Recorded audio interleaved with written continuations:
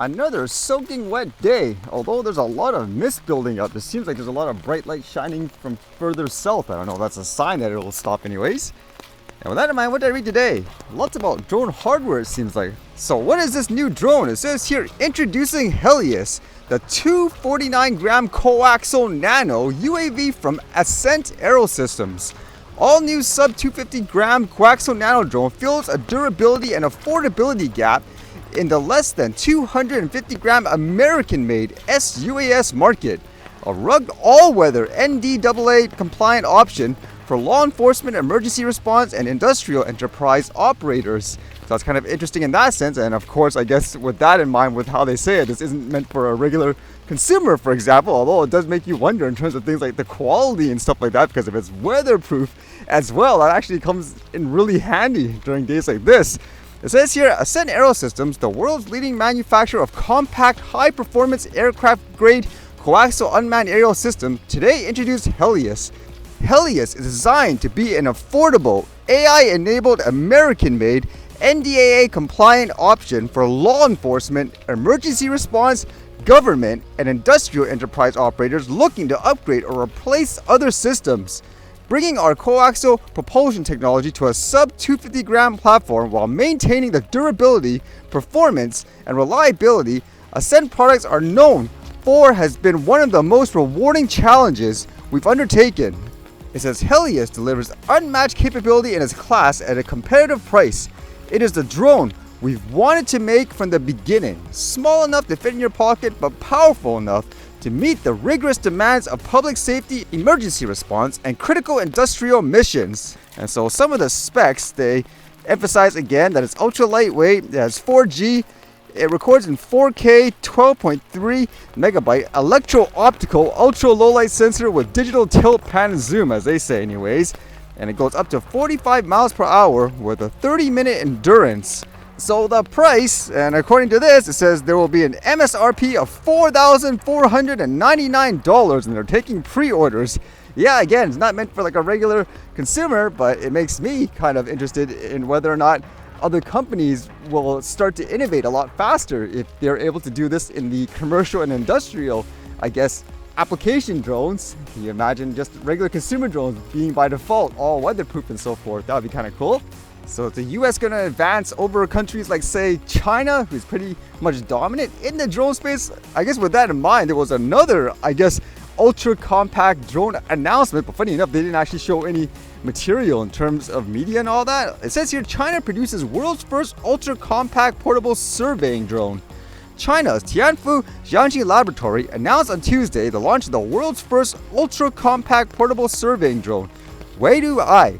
A patented, spherical, anti-collision design of the drone enables it to operate flexibility in complex, hazardous, or hard-to-reach environments.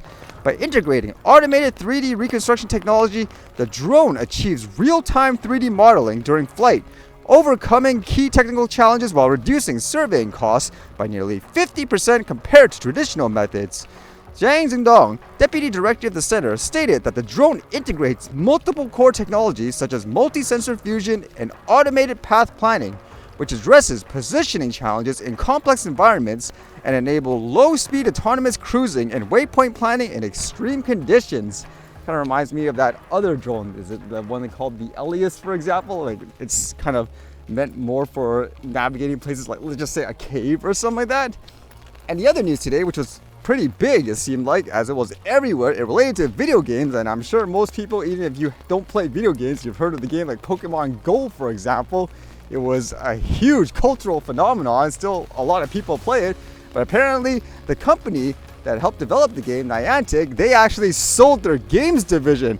Holy cow. And looked at how much they actually sold it for, 3.85 billion. So for those who are unaware, basically in these games, people walk around, they try to visit real life spots, and then based on geolocation data, there could be, for example, like in the Pokemon game, you catch a monster, or what you would do is you would spin these things called a Pokestop, like collect items, and it encourages people to explore and meet up.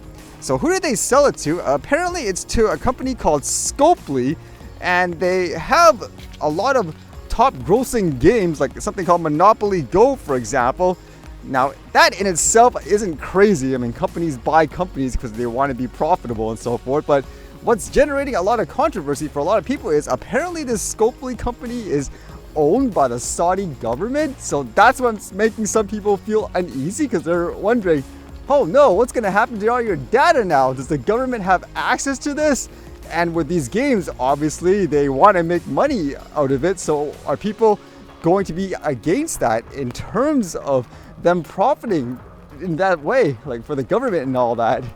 But culturally too, it'll be kind of interesting, because obviously different places, they have different types of beliefs when it comes to people, for example. Like the other argument are things, for example, like let's just say human rights and all that. So will that actually reflect in the way they create, I guess, events and stuff for the game too, or just the game in general in terms of the way, let's just say, characters look and the way they present themselves? So who knows? But yeah, kind of a big deal, I guess, for this one anyways, in terms of things like in the gaming world.